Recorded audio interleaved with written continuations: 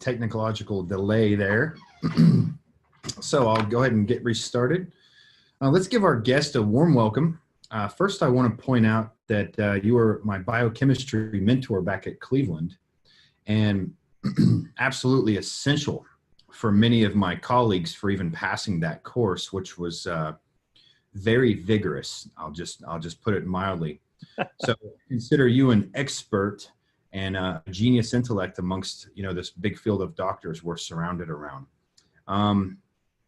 So from Boise, Idaho, he's a brilliant chiropractor, a functional wellness practitioner who's also licensed with the Pastoral Medical Association. He has an extensive postdoctorate training that includes true cellular healing, CPK, which is chiropractic plus kinesiology, applied kinesiology, clinical kinesiology,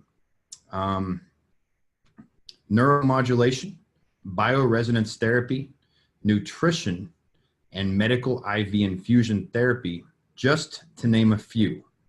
In addition, he's trained with leading scientists, Lyme experts, and parasitology experts, giving him a very well-rounded knowledge base on this topic of stealth infections. It's a true honor and a privilege to have you with us today, my friend, Dr. Todd Watts. Thanks for having me on here, Dr. Gabe. Appreciate it. Oh, it's my pleasure. I've been looking forward to this for a long time.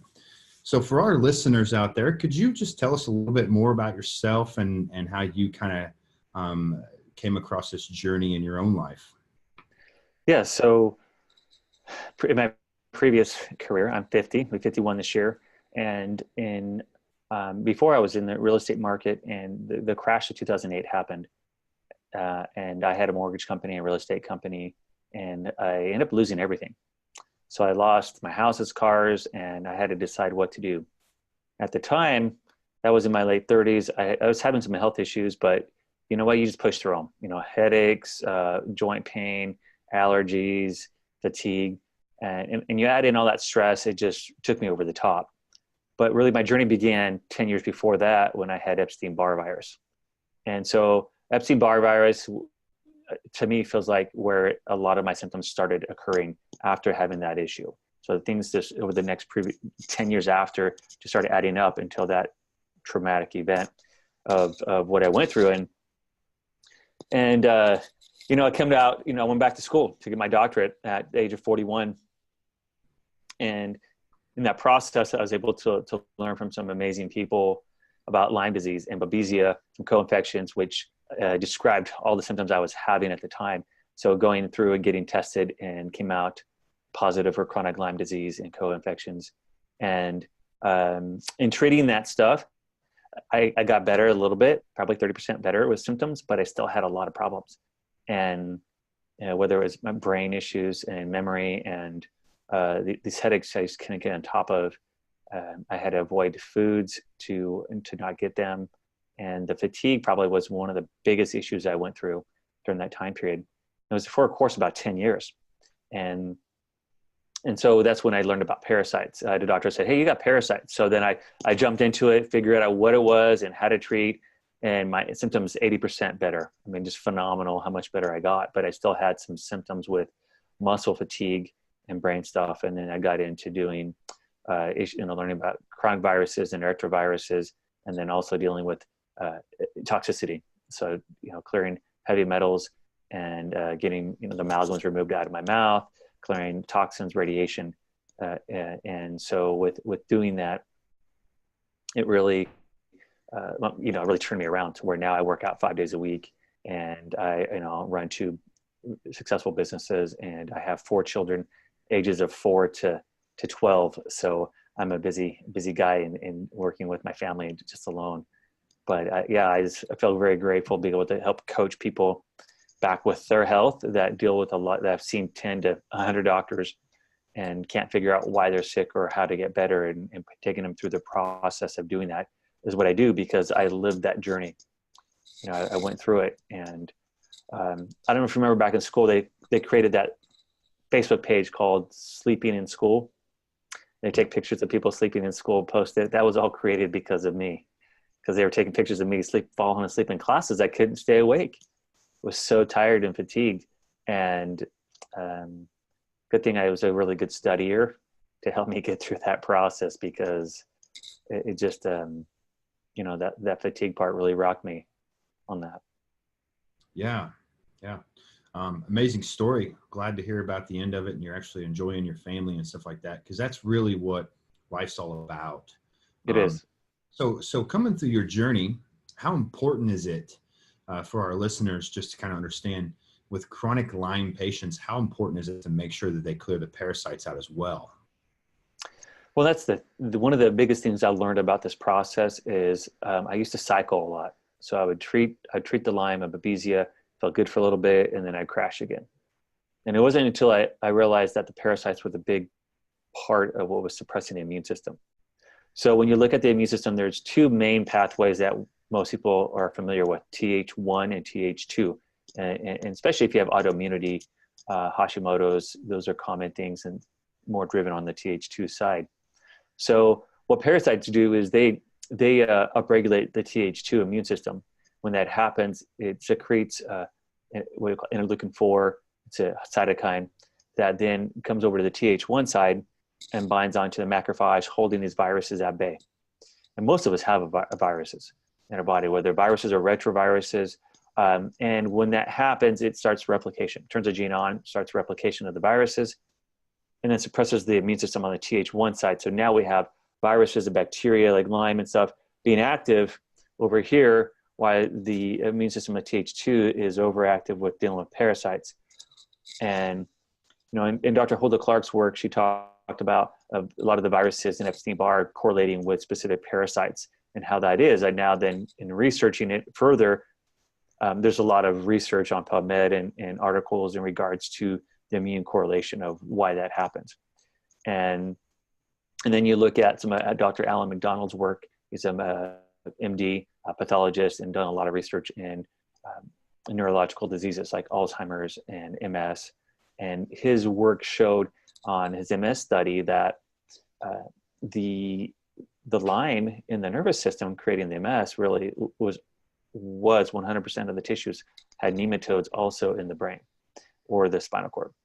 So they go hand in hand, and we can't blame it all on Lyme disease. And that's where so many people that I do see for, quote, Lyme, I hardly ever end up doing much on Lyme, because really it's an immune system problem. They have Lyme, they have like 5 different viruses, they have all these things, and it's an immune system and energy problem.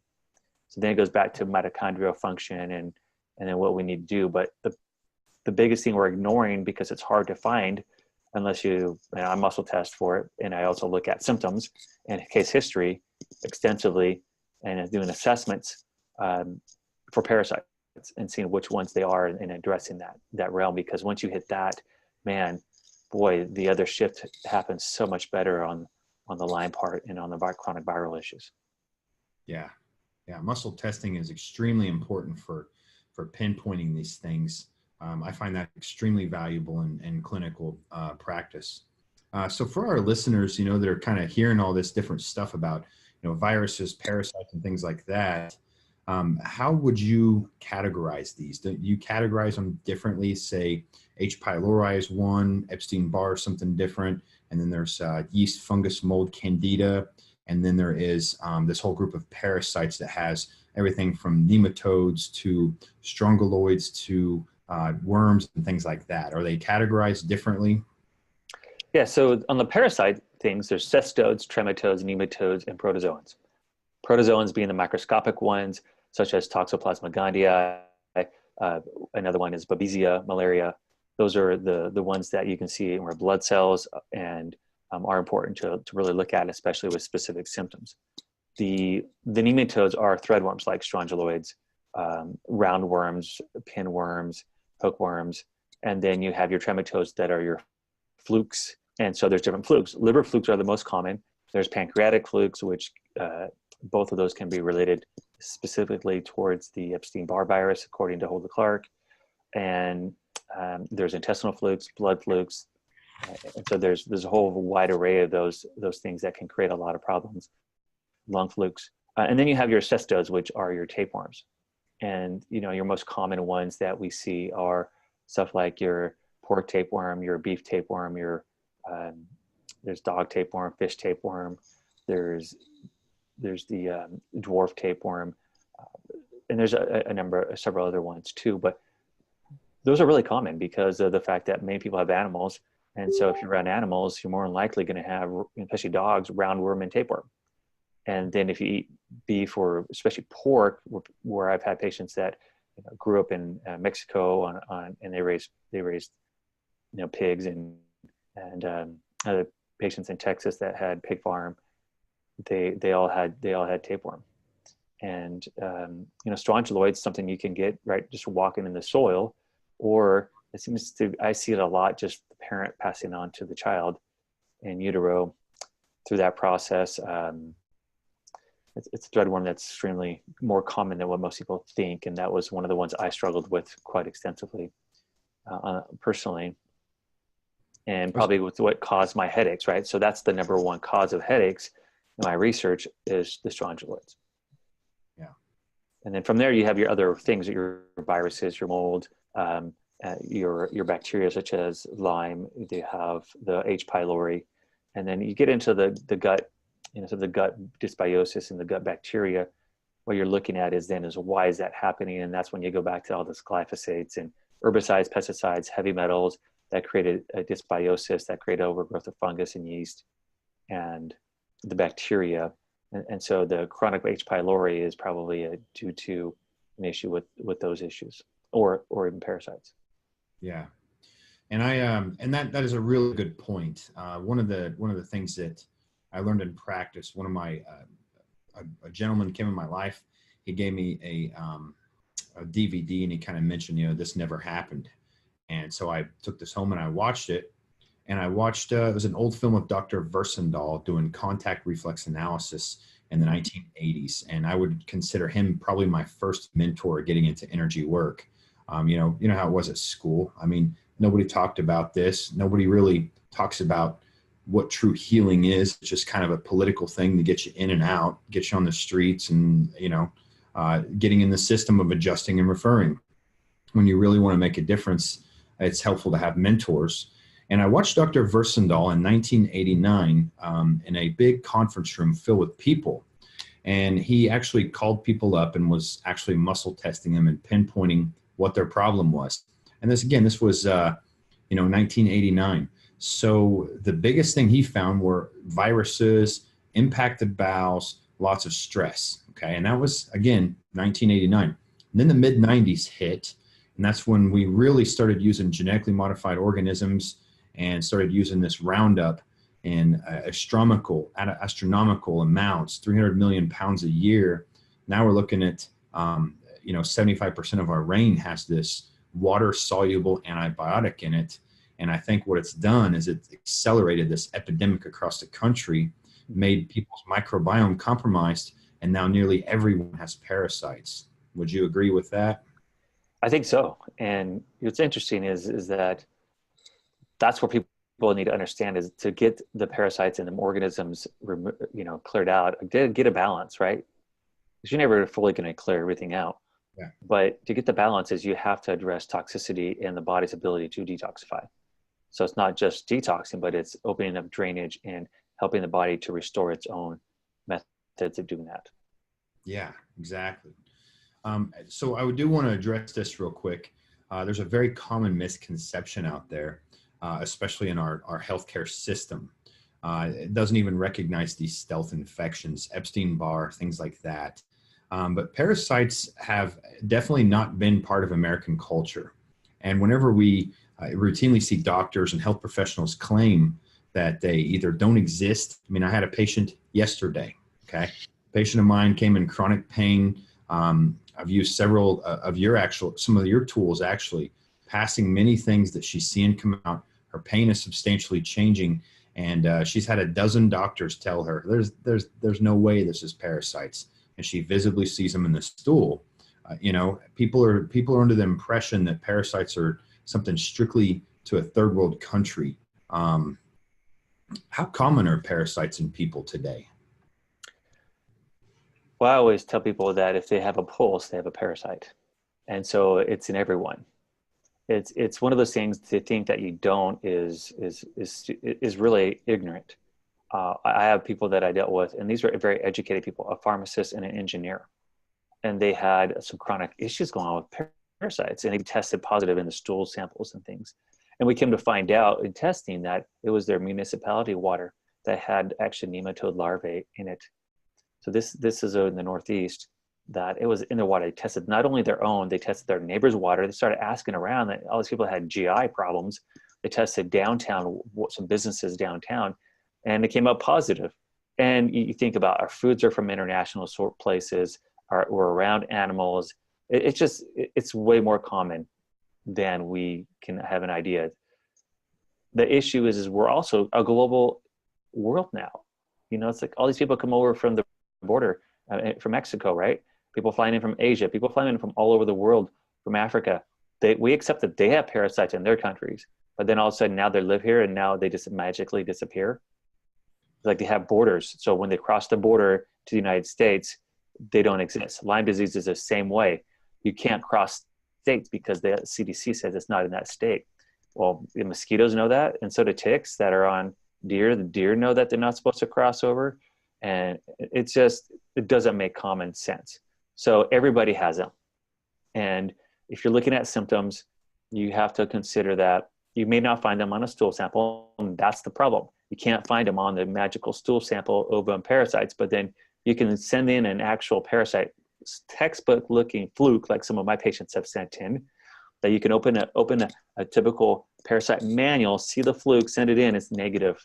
Like, how is that negative? Send a worm in, like, how is that actual worm negative?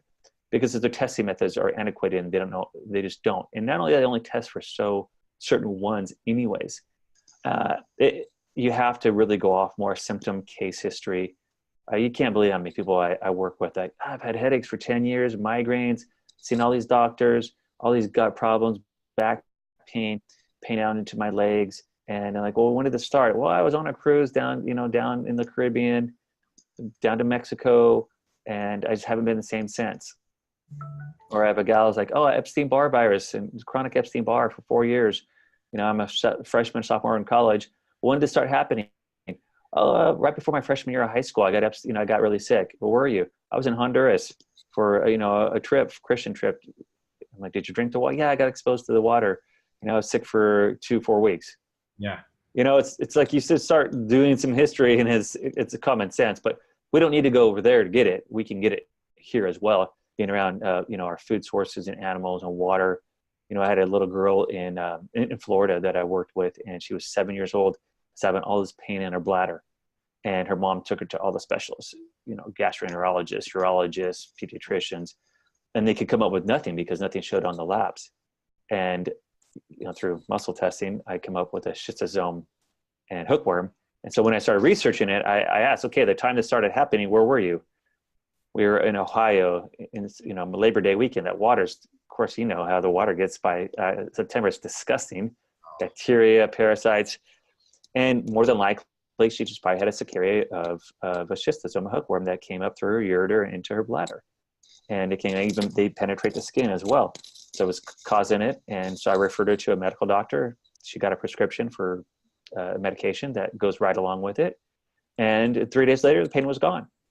And here could have been a lifelong issues with bladder pain and urinary issues if we hadn't figured it out. Yeah, unfortunately, far too many people out there are suffering with these, mystery illnesses and things like that, and it's simply overlooked. I had a woman who came in last year, wonderful farmer, okay, 25 out of 10 on a pain scale. That was her pain. I mean, during sitting just a consult, she just couldn't even get comfortable. And being a farmer her whole life, I mean, her husband had tremors, and I when he started asking, I said, well, all the farming states have the highest cases of Parkinson's because of the heavily exposure to Roundup and things like that. But this woman could not sleep more than 15 minutes. And you're talking, if somebody touched her, she would just cry in severe pain. And it was all parasite related, completely. Fibromyalgia pain's completely gone from that. And it completely changed her mind about, she'd been to the Mayo Clinic 3 times. They lost her file. it completely changed her mind about the medical system. And I did tell her, to their credit, I was a paramedic. I worked for, about a year in and out of hospitals, and they can do wonderful things for trauma.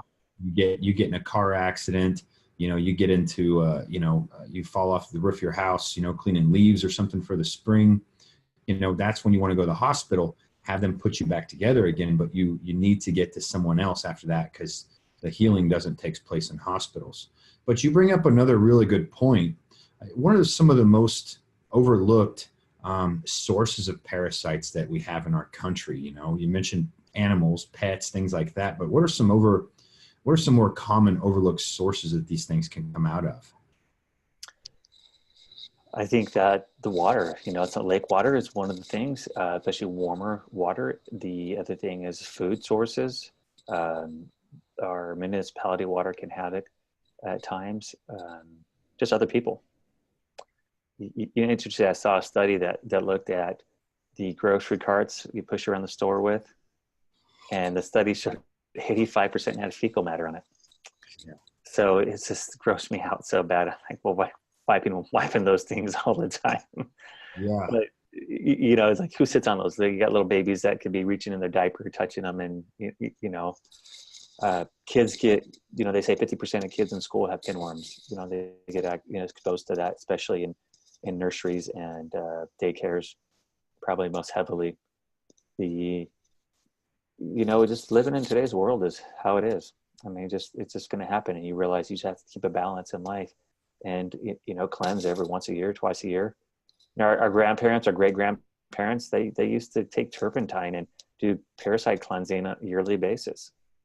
And especially if you work with horses and cattle and sheep and those things, go to the store, there's huge rows of anti-parasitics. You go to PetSmart or Petco, there's a full row of anti-parasitics for dogs and cats. So to think that we don't get exposed to any of that stuff, we treat our animals better than we treat ourselves. That's absolutely true. That's absolutely true. And even Dr. Joel Wallach pointed that out, about how many diseases we actually have prevented in our animals by using minerals in their food, adding minerals to the food. And, they were going to put a healthcare system in place in the 50s, and they thought, well, your average consumer could no longer afford these animal goods. You couldn't buy a dozen eggs or chicken because it would just be overwhelmingly expensive to pay for this healthcare. So they got the idea of, well, we're going to eliminate diseases in animals by adding minerals to the food, including muscular dystrophy. That was actually called white muscle disease back in the 50s, and they added selenium to the food, and that's just one of the things they wiped out. Absolutely, they take care of animals, and I always find it odd because I've got pets, and I have some, leopard geckos in this aquarium behind me, and when I go in there and I go to buy crickets or whatever it is, they always have you'll see little signs. I even snapped a picture of one that said, don't handle these things. You can get a parasite. They are able to contain parasites and this and that. And then also the water, if you buy fish, they're like, don't use tap water. Mm-hmm. It's great for you though, but they can't handle the fluoride. So it makes you very curious about what's really going on out there. Well, you brought up a good point there, the mosquitoes. So let's say insects, mosquito bites is a really good way to get infection. We always talk about viruses, H1N1, Zika, but they also pass parasites as well. And so, flea bites, mosquito bites, spider bites, ticks, of course, those all can be transmission vectors that we can receive these. And I've been bit up like crazy in the past with mosquito bites, crazy. Yeah. Hundreds of them, and eventually my body just couldn't handle it, or I got infected with one of them. And so then I would get a mosquito bite and that thing would swell up to a huge welt all over my body. And I think it was because I got Lyme or a Babesia at one of those injections. Now my body doesn't do that. Now my allergies are gone, that I used to have severe allergies, and multiple symptoms have been resolved due to the fact that I addressed these infections. And then also, it's not just addressing the infection, it's bringing the cellular energy up, because the mitochondria is so important in healing the body and being sure you're able to drain and cleanse the toxins out as well. Exactly. And when somebody gets a bug bite or a mosquito bite, and here we are in the spring weather, so it's going to be more common. That's a good point. If somebody gets a mosquito bite and it swells up big, that's a good sign that your detox pathways are just blocked. You're not able to clear that stuff out. So or even that maybe you got an infection on that thing. sure. I would be applying some things on there, essential oils or herbs or our oxygen product to help to kill those. Mm-hmm. I've even injected them as well. I always give people bug bite protocols, and not only the stuff they can inject in their mouthpiece or even the possibility of venom, but the more suspect is actually what's on their mouthpiece when they do bite you. So, so symptoms that show up in people can absolutely vary different from adult to child. I mean, from what I see, they're actually displayed different. Can you give us some common examples of symptoms that are real common in children that maybe should cue parents to maybe think this is a parasite-related problem? So with kids, I'm going to look at constipation as a big issue, eczema, skin problems, ADD, ADHD, focus, behavior, anger, just they can't sit still, their bum itches. Those are super common ones. Reaction to foods, especially dairy, proteins, are going to be a major issue with that. Strongyloides seems to, that there's a correlation with dairy and strongyloides, and it could be other foods as well. But a lot of the proteins, they really like protein, so they're going to slow your digestive system down, create that more of that constipation, so they can eat the nutrients, so the person's not eating the nutrients. And then they also create an environment that bacteria thrive. And then they also, the whole point is for them to get the nutrients, not the child to get the nutrients. Yeah, and that brings up another thing. Can parasites cause anemia in children? Exactly. Okay. Yeah, absolutely. About other nutritional deficiencies as well? Mm-hmm. Depression, anxiety. Certain parasites like Toxoplasma gondii and some hookworm, schistosoma. Those can affect the GAD enzyme, which converts the glutamate to GABA for the calming purposes. And since it inhibits that enzyme production and conversion, then it can create more of the anxiety or more depression. I've seen seizures as well as a problem, and we've had phenomenal results with kids on that. But they definitely play a role in the toxo. You can get that from kitty litter. Right? They tell you not to change a kitty litter if you're pregnant. You still can get the parasite. Pork is a really good source of that too. I have seen some pretty good sources and studies out there that say that, at least one out of three seizures is parasite related on the brain. Mm-hmm. So as a functional medicine doctor, it's important to look at the root causes of these nutritional deficiencies in children, especially anemia, things like that.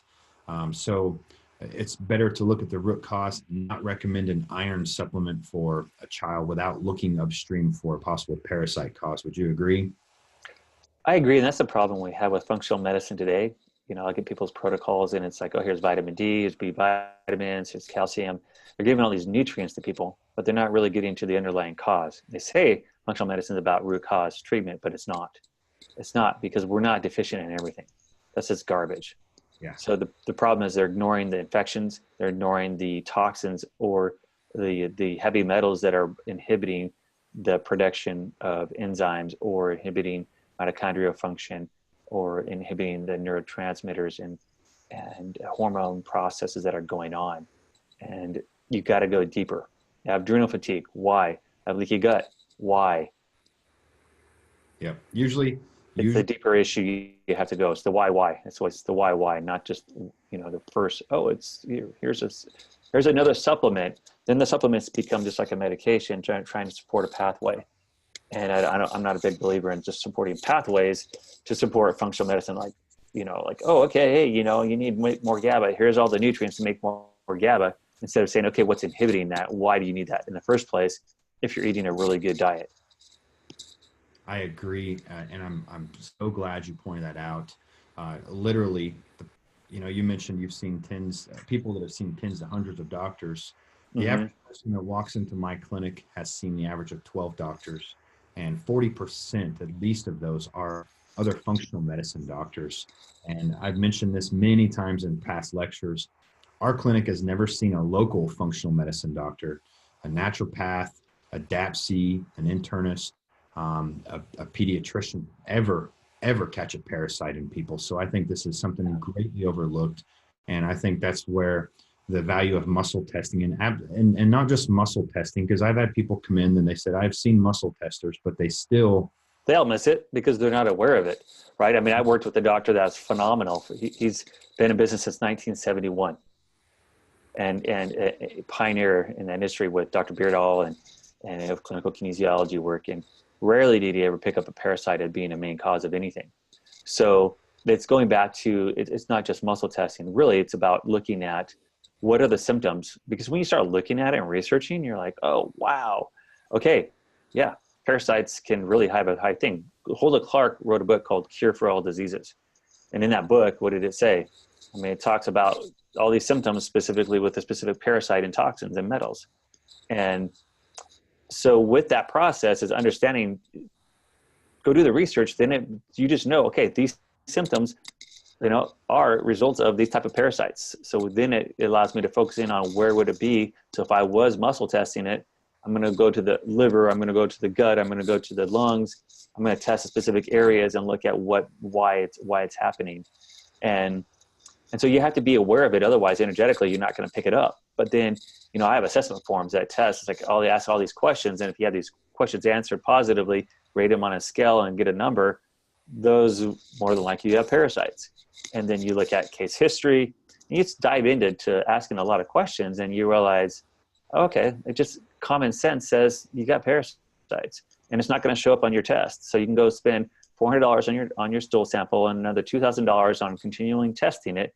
Comes up negative with your functional med doctor, so you're never going to treat it because they're ignoring, because of the lack of knowledge, they're ignoring the parasite infection.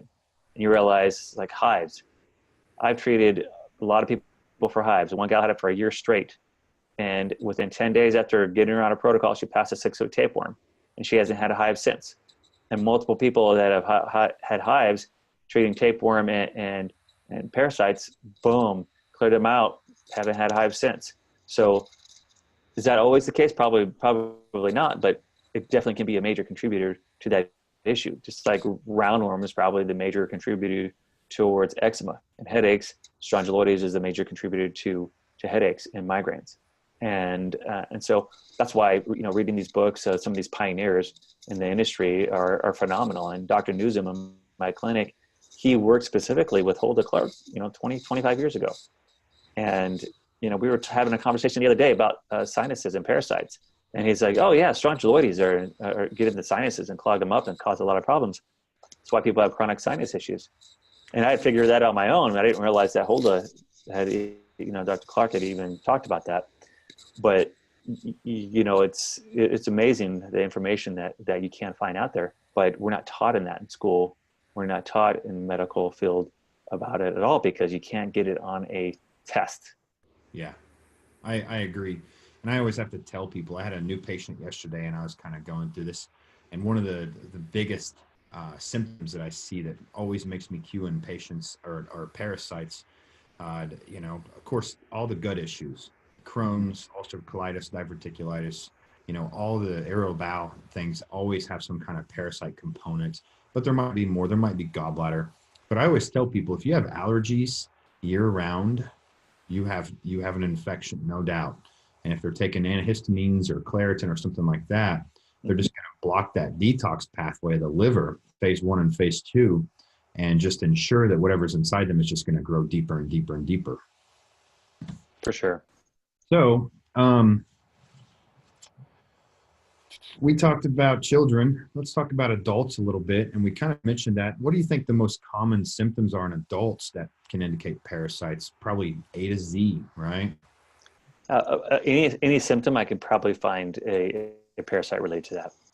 Essentially, it's that common. And, in her book, she talks about that too.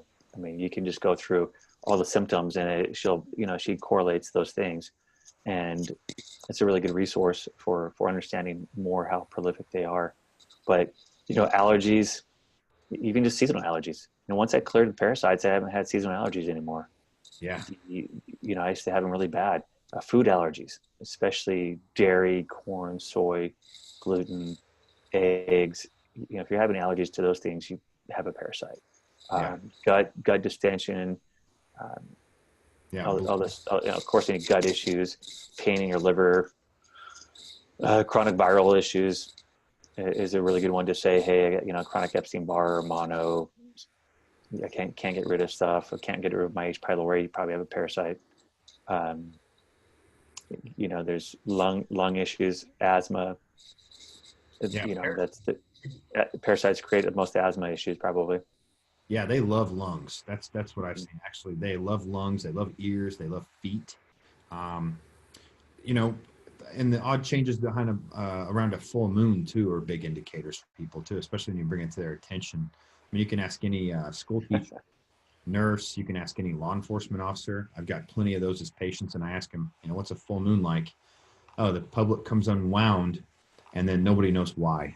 And it regulates the hatch cycle of these guys. It does.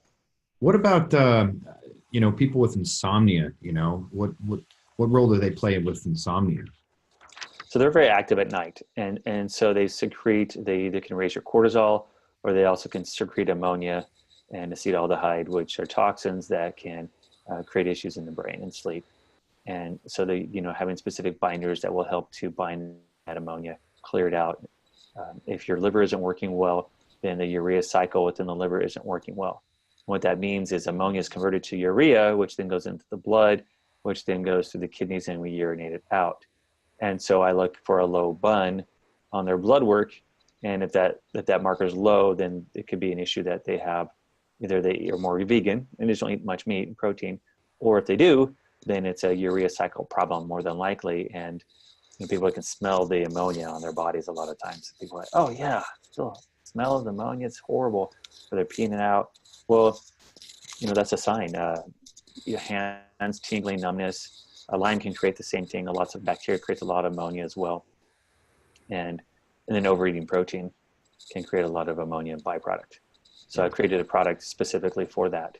And it does a really good job in upregulating some of the liver pathways with mold, ammonia, and the biotoxins endotoxins that we get exposed to. And we've already kind of discussed this a little bit.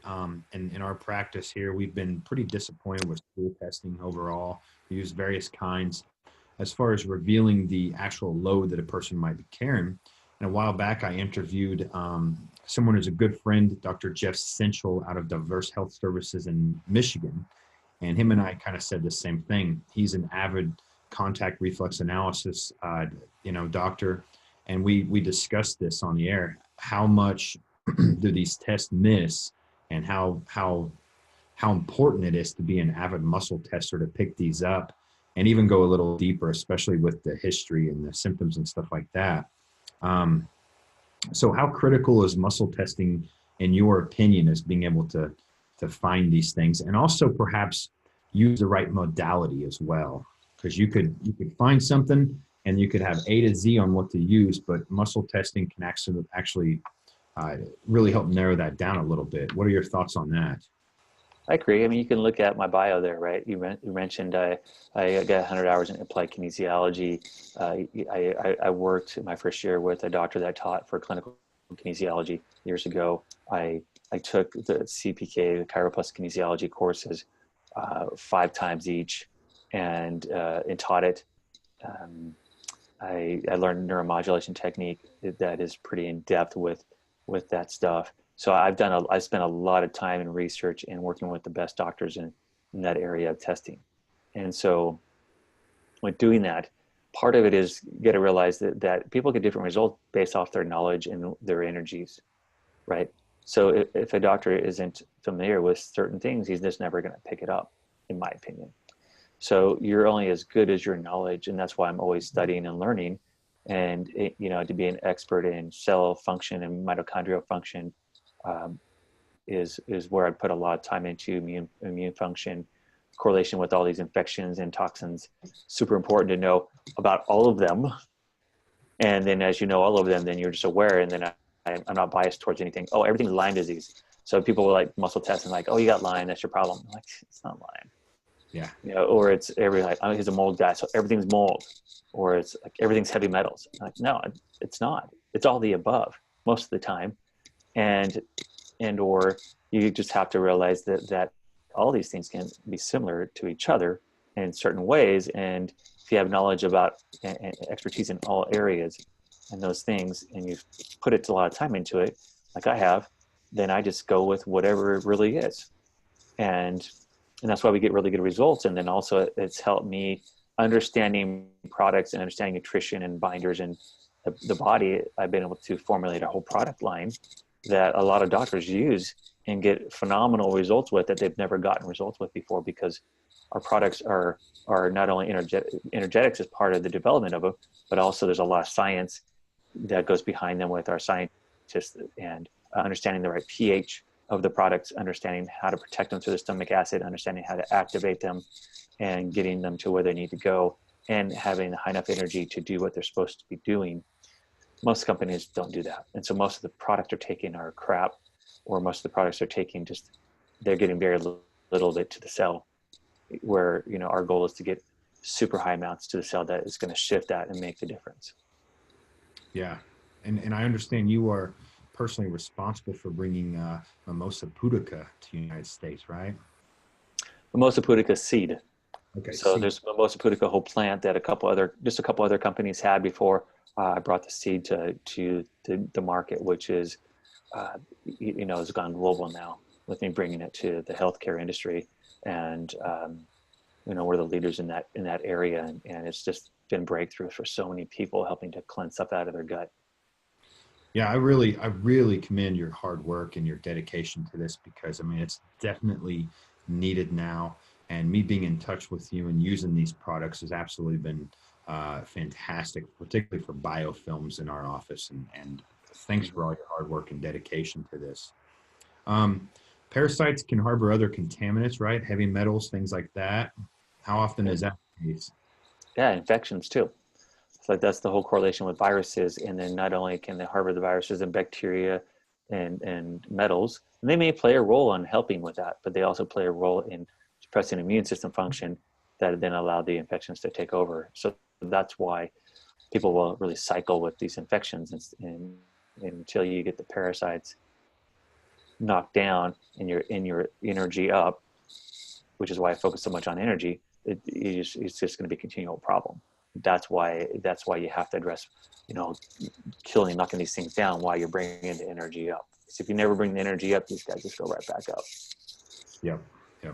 Also, other things to do that can keep the infectious load down and treating nutritional deficiencies, especially with the heavy exposure to Roundup. And that's actually not only it's an antibiotic, but it's also a mineral chelator. So it's literally grabbing magnesium, zinc, yttrium, copper, things like that out of kids. And how critical is it to have zinc, B vitamins, B6, to actually have good stomach acid?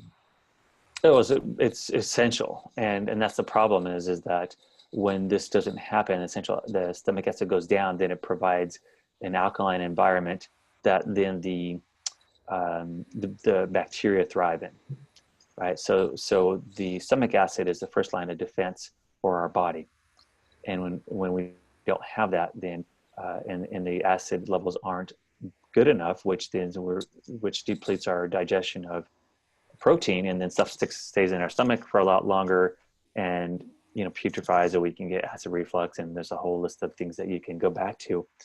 The issue is we have to get the nutrients in, but is it a nutrient problem? It may not be a nutrient problem as it is a toxin problem that you have in your body that you have to focus in on. That's why we created a product with some experts, one of them being Don Huber, is a emeritus plant professor, PhD from the University of Purdue, and our PhD on staff that we have that designed the product to bind the herbicides and pesticides to clear out of the body, because it's essential to get those out, so then we can heal the gut lining. We can get the right bacteria in the gut again, which then helps to produce B vitamins and some of the nutrients from our foods. So having the healthy microbiome is essential, and then supporting it with products, because when you lack B6 and zinc, it can create a pyrrole disorder, and then all these symptoms. It can cause issues with lack of heme, which is essential for detoxification, for creating energy, for antioxidant system, as well as good transportation of oxygen to the body, and then also those are essential elements in developing or making neurotransmitters and hormones. Yeah, and that's where a lot of the anxiety, depression, Exactly. striking behavioral changes, a host of mental illnesses all come from these parasite infections, because you're knocking out the ability to make those important neurotransmitters, right? It is, and that goes back to not just that, but then the Roundup or the glyphosates and the toxins that create problems too. And then these teenagers eat crap food, and then they're depressed and anxiety because of their diets and all the toxins they're getting. They need to detoxify and change their diets, and they're a whole new person. Yeah, yeah, yeah, and that's really important too. The Roundup has not only affected us, but it's also affected our what's called a shikimate pathway, and that is Exactly. for bacteria and unique for plants that make our aromatic ringed amino acids, particularly phenylalanine, tyrosine, tryptophan, those are our precursors for dopamine and serotonin. So Exactly. teenagers today, adults today, we're at 1 out of 2 adults with major depression today. Yeah. And a lot of it has to do with these deficiencies they have of just neurochemistry for the brain. Mm-hmm. So For sure, I agree with you 100% on that. major problem. We just need more Zoloft, right? Yeah, it's a lack of Zoloft. That's the problem. So how often and this is another good question, how often are blood sugar problems such as diabetes, things like that, how often are they, the root cause of those missed by traditional doctors, of course, but also functional medicine doctors? How often are these blood sugar handling problems usually parasites that are causing these issues? Well, there's a couple different things. There's high blood sugar, and then there's low blood sugar. And I have people that have hypoglycemia. They have issues with fasting, get headaches, they don't detox well. So they're both. Strongyloides to me is more the low blood sugar, low blood pressure. Babesia is another one. There's several other can contribute towards that. Then you got the blood sugar handling issues of like a high blood sugar, diabetes, and that could be more pancreatic flukes and pesticides, herbicides. I've seen the tremendous cause of that being pesticides and herbicides. Yeah, I see the same thing. Kind of talked about stomach acid. This is a little different, but I think it's equally as important. I remember a while back I posted a picture of a giant black squid that actually came out of a woman that had a ovarian growth. And what's interesting is I adjusted her before that happened, and she was harboring some emotional trauma dealt with her father. And when I was working on her, I said, there's something about your father coming up. And it happened to be this woman's birthday too. And she looked up at me as soon as I got done working on her and said, you gave me the best birthday gift ever. For 15 years, I've been harboring resentment towards my father, and you've just allowed me to actually forgive him. That night, massive parasite release. So my question to you as an expert, how often do you see emotional connections involved with either getting released or things like that? Similar situations. I had one gal, one of the first patients I worked with, and she went out of state to go see her ex-husband, and in doing so, just resolving some things there. She had a major release of parasites, and I see people going through the process of doing parasite cleansing, and they get really emotional. Like their whole, you never think about the emotions that are tied to it. So they're very driven by emotions and stress. And the other thing is not only do we need to get those emotional parasites out of our, parasites out of our gut, but we got to get the emotional or parasites in our lives out of our lives, because people can be parasites on us. And as we do that, our bodies just heal so much better. We don't have that constant stress. Yeah. But emotions. Whew. And that a massive, that's so overlooked. Again, we're talking about that trauma toxins. That's Yeah. that's usually right where I go with people when they come into my clinic is I have this adrenal recovery phase that we start day one, and I get them off Mhm. all stimulants. I start going through some emotional freedom techniques, teach them various breathing techniques, teach them just how to be present and how to actually start loving themselves. And then as we go into the cleanse, Great. boom, boom, boom, they have great results with that. So Mhm. emotions are just so overlooked today, and I think they're a big root cause of a lot of these things. Frequency and vibrational medicine. Do you think that's, like vibrational therapy? Is that pretty helpful for clearing parasites out? I think so. It's because everything has an energy to it. It Yeah. has a frequency to it. So I use it quite a bit in my clinic, and then I have other patients that just get their own machines and use it at home. So I think it's an important part of the process. Yeah, I love that kind of stuff. Very non-invasive. Hmm. People, it's pretty effective. So, uh, what is the best way for people to get a hold of you or reach out to you? My website is drtoddwatts.com, drtoddwatts.com. Okay. That's usually the easiest way to do it. And they can email through there. My clinic's totalbodywellnessclinic.com. And we're redoing the website there too. So it's not as informational as I wanted to get there. People can learn a lot just on microformulas.com, and Cellcore Biosciences for our practitioners is really good. So, Awesome. Awesome. sure, Well, Gabe, it's always great to see and talk to you. I appreciate it. I love your energy, and you're doing a great work out there. likewise, man. I really appreciate your time today. Let's keep in touch. And again, thank you for all you do, and thank you for all the hard work and dedication you do to this wonderful field that we're in of helping people get to the root cause. You're welcome. All right. Well, you have a good one, sir, and we'll talk soon.